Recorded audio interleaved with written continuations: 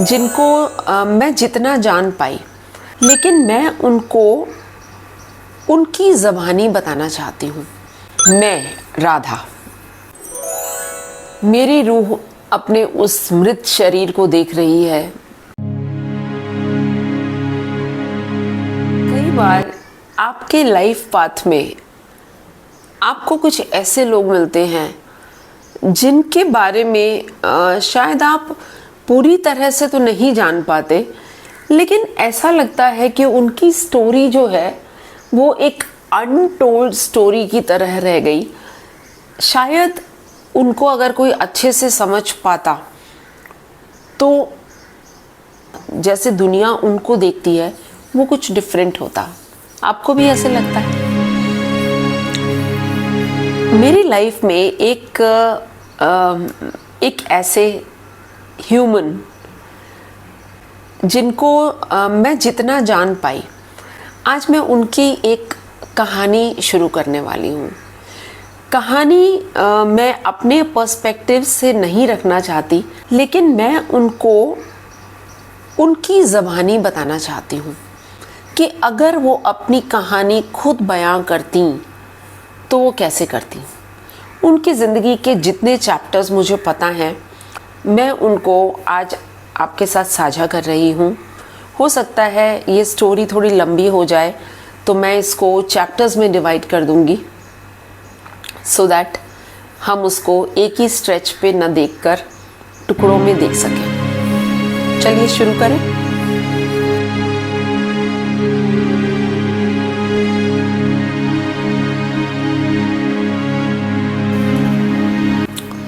कहानी है राधा की। नाम मैंने बदला है, सेम नाम नहीं लेना चाहूँगी। मैं राधा, उम्र 90 साल से ऊपर। मैं कभी भी अपनी उम्र को बताती नहीं थी, क्योंकि मुझे ऐसा लगता था कि लोगों को अपनी उम्र बताने से उम्र छोटी हो जाती है। लेकिन आज मुझे इससे कोई फ़र्क नहीं पड़ता, क्योंकि आज मेरी रूह अपने उस बेजान शरीर को ज़मीन पर पड़ा हुआ देख रही है जिसने आज प्राण त्याग दिए हैं। मैं आज इस जन्म और मृत्यु के चक्रव्यूह से आज़ाद हो गई हूँ। अभी तक तो कहूँगी कि आज़ाद हो गई हूँ, अभी फिर से जन्म लेके कहीं चली जाऊँ तो मुझे नहीं पता, लेकिन फ़िलहाल तो आज़ाद हो गई हूँ। मेरी रूह अपने उस मृत शरीर को देख रही है जिसके आसपास बहुत सारे लोग खड़े हैं। सब नाते रिश्तेदार, कुछ पड़ोसी, भाई भतीजे, बहनें, सब लोग हैं। लेकिन उनमें से मैं उन आँखों को ढूंढ रही हूँ जो सच्चाई से मेरे लिए 2 आंसू भी बहा रही हूँ। मुश्किल है ढूंढ पाना, बड़ी कोशिश कर रही हूँ। हर एक के पास जाकर उनकी आँखों के अंदर झांक कर देख रही हूँ कि कहीं मेरे लिए कोई आंसू है, क्योंकि आज तो मैं लोगों के दिल भी पढ़ सकती हूँ ना।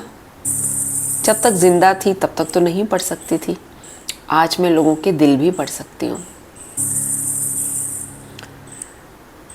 चलो आपको बहुत शुरू पे लेके जाती हूँ।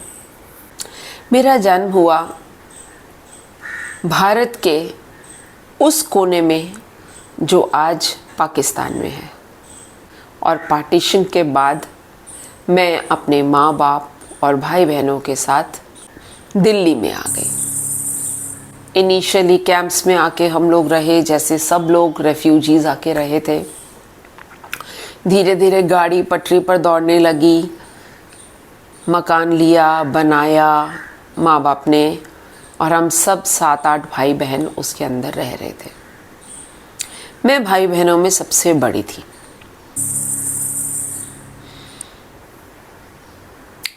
उम्र हो गई 16-17 साल और बड़े होने के नाते एक अपने आप में जिम्मेदारी थी कि हाँ, कुछ ना कुछ तो करना चाहिए। तो मैंने अपने लिए कुछ चूज़ किया कि मुझे क्या करना चाहिए। मैंने अपने लिए एक प्रोफेशन चूज़ किया, मैं नर्सिंग में जाऊंगी। तो मैंने नर्सिंग की तैयारी करी, ट्रेनिंग ली और एक बड़ी अच्छी नर्सिंग की जॉब मेरी शुरू हो गई। काफ़ी खुले विचारों की थी और उस ज़माने में इतने खुले विचारों का होना लोगों को माफिक नहीं आता था।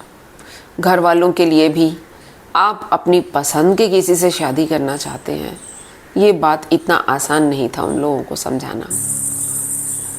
किसी को पसंद करती थी, चाहा कि मैं उसी से शादी करूं, लेकिन घर वालों से उसके लिए ग्रीन सिग्नल नहीं मिला और इतनी भी हिम्मत ही नहीं थी कि घर वालों की सहमति को छोड़कर भाग जाऊं और शादी कर लूं। इतना इंटरेस्ट नहीं था शायद शादी में, तो ड्रॉप कर दिया।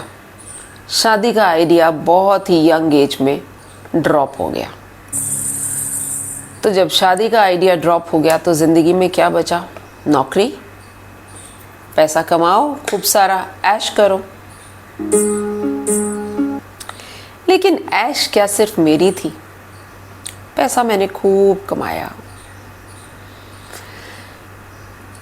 घर का हर सदस्य, चाहे वो मेरे माँ बाप हों, बाप रिटायर हो गए कुछ टाइम के बाद, सारे भाई बहनों की शादियां हो गईं, सब भाई बहन अपने अपने घरों में खुश हो गए, अपने बच्चे, अपने पति या पत्नी के साथ सब अपने अपने परिवार में रम गए। एक मैं ही थी जो ढूंढती रहती थी कि मेरा परिवार कौन सा है।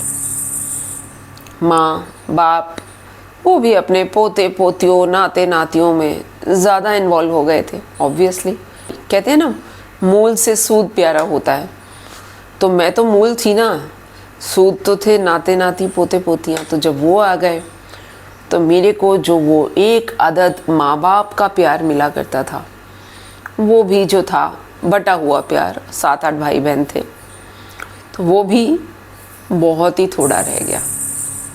अब जो इंटरेस्ट था वो सिर्फ था खूब कमाओ।